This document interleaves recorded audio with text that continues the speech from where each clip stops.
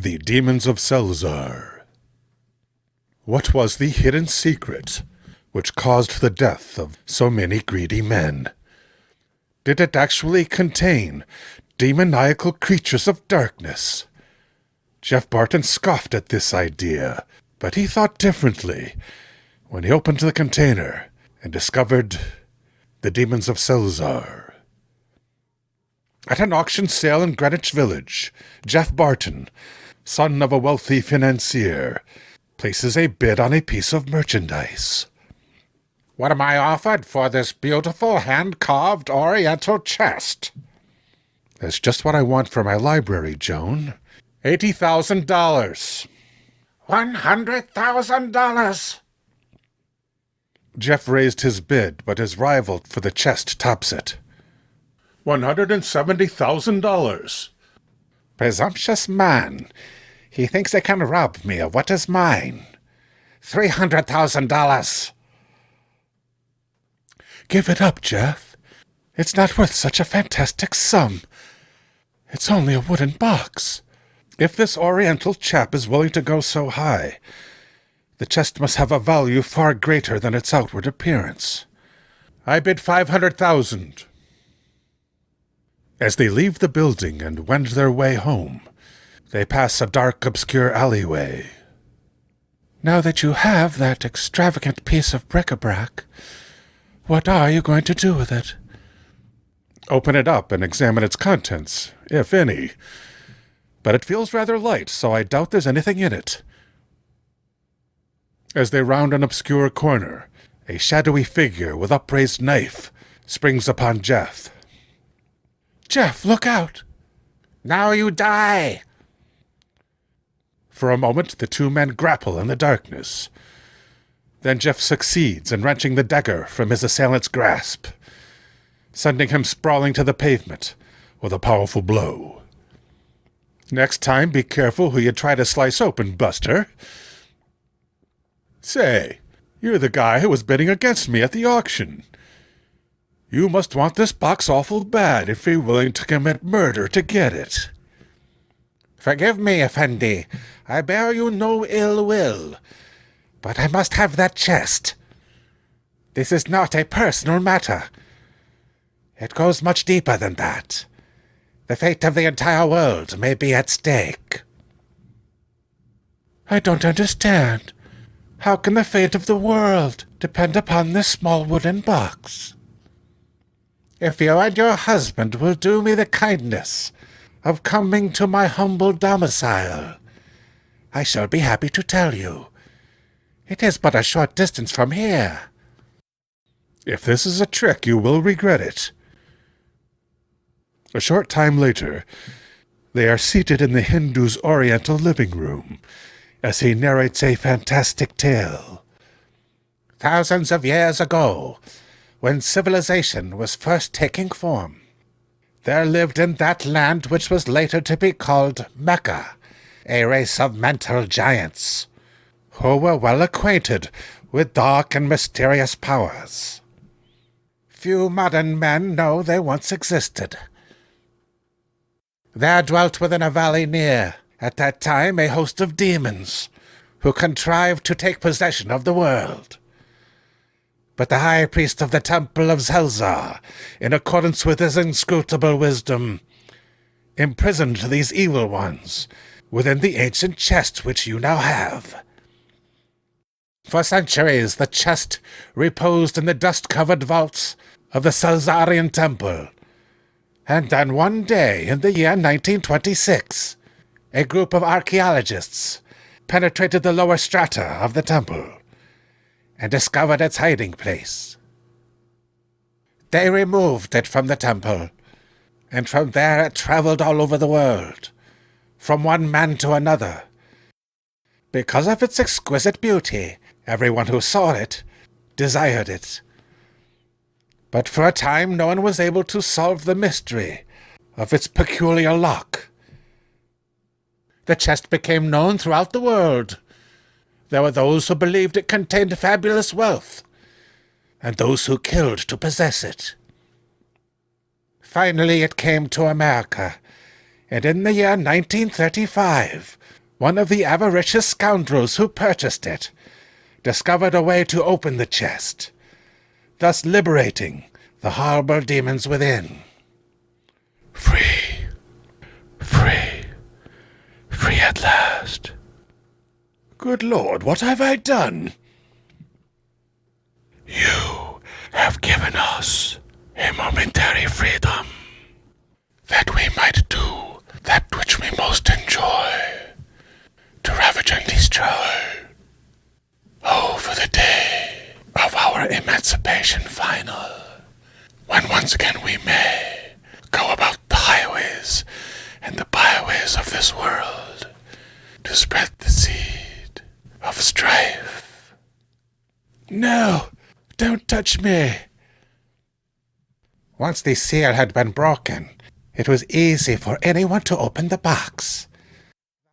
Thus, on 10 separate occasions, was the ancient lid lifted, and its ghoulish contents came slithering out to destroy the greedy ones, who had expected to find instead a king's ransom. Destroy the human. Destroy him. And thus it was that I, Ahmed Akhdeb, did come upon the scene.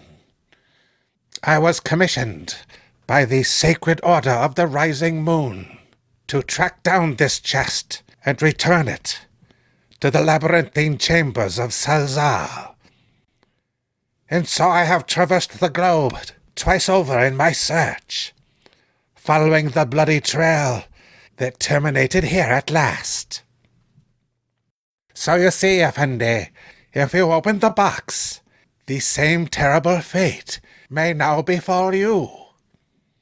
That's a very interesting tale, Ahmed, but I'm afraid I can't swallow that. And you failed to explain what you meant by the fate of the world depending on this box. It is written that if the box is opened 12 times, the demons will be permanently free to consummate their evil plan of driving mankind to destruction by spreading madness over the globe. Already has it been opened 10 times. 2 more times would bear cataclysm. You are obviously a man of great intellect, Ahmed, so I cannot understand how you can place such credence in this ridiculous nonsense. Believe me, Effendi, it is true. I must return that chest to the Selzarian temple. I will pay you 600,000 American dollars. I don't want your money. I have what I want. I intend to keep it. Let's go, Joan. Outside the Oriental dwelling, Jeff hails a cab, and soon they are driving through the streets of Manhattan on their way home. Jeff, I'm frightened. Perhaps you should have sold him the box and be free of it. Now look, Joan, don't you start giving me that superstitious nonsense. When they arrive at their upscale home. Now let's see. This lock does not look too complicated. With the help of a few tools, I should be able to open it. Please, Jeff, don't do it. Only evil can come of it. There, it's open. And it's empty, just as I said. Yes, but I still think... Look, Jeff, it's beginning to smoke. Jeff drops the chest and steps back, stunned, as huge billows of gaseous steam rise from the container and fill the room. I can't see anything. Get away from it, Joan. The smoke. It's choking. Can't breathe. Passing out. It's getting me, too. Can't fight it.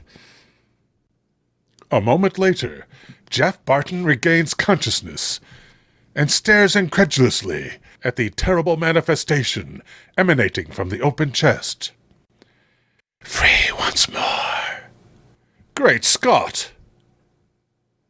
Grotesque, misshapen creatures, rising amid the twisting, undulating swirls of vapor, laughing, screaming in their maniacal fashion, reaching forth their claw-like hands to clutch the dazed mortal, who tries in vain to escape their grasp. Destroy! Destroy the rash mortal! Destroy! This is your end. Jeff grasps one of the ornamental swords from the wall, turning to face the terrible onslaught. My only chance to save Joan and myself. With reckless abandon, he hurls himself upon the malformed creatures, slashing and hewing at the Gorgonian things, while Joan looks on in amazement. The young man trembles with suppressed fear, but still he does not falter. With deadly blows he cuts a swath through the ranks of the ghoulish monstrosities. But his position becomes more and more precarious. There must be something I can do. I will aid thy gallant husband, maiden. What? What is this ghost that looks like a man? Fear not, brave maiden. I am the spirit of the Selzarian priest who incarcerated these demons within the chest, millennia past. The fate of the demons is still bound inextricably to this chest, for it has not yet been opened for the 12th time. Thus I do now what I should have done ages ago. Destroy it with fire. No! Spare us! Spare us! Suddenly there is a violent, rending concussion as flames envelop the ancient box. The entire house reverberates to the awful din, and Jeff and his wife are thrown to the floor, and rendered momentarily unconscious. Moments later, they both recover. Joan, are you all right? Yes, I think so. It was awful, Jeff. They nearly killed us. Get hold of yourself, Joan. You're hysterical. We must have imagined the whole thing. It was the smoke. It must have been some hallucinatory vapor. Some hallucinogen. It was real. It was the ghost of the Selzarian priest who saved our lives by destroying the chest. My chest destroyed? No. Here are fragments only, all over the room. But that in itself does not prove those demons actually existed. Then here is your proof. Your sword. Covered with gore. Fantastic. Reason tells me there's no such thing as demons. But this evidence is almost indisputable. Or perhaps it is the folly of a single man who found himself in love with a material object, and as a consequence put at risk his hearth and home.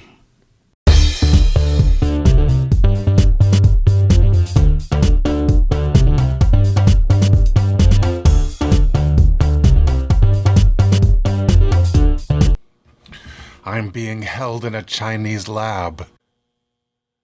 Patreon members just click the link above for the Quarantine Special, where together we brew at home 5 gallons of wine in a painter's bucket. Don't miss out. This extra content is one easy recipe. If you are not a member yet, this link will take you to a place where you can support the show, because it does mean a lot. Peace, love, dove, man.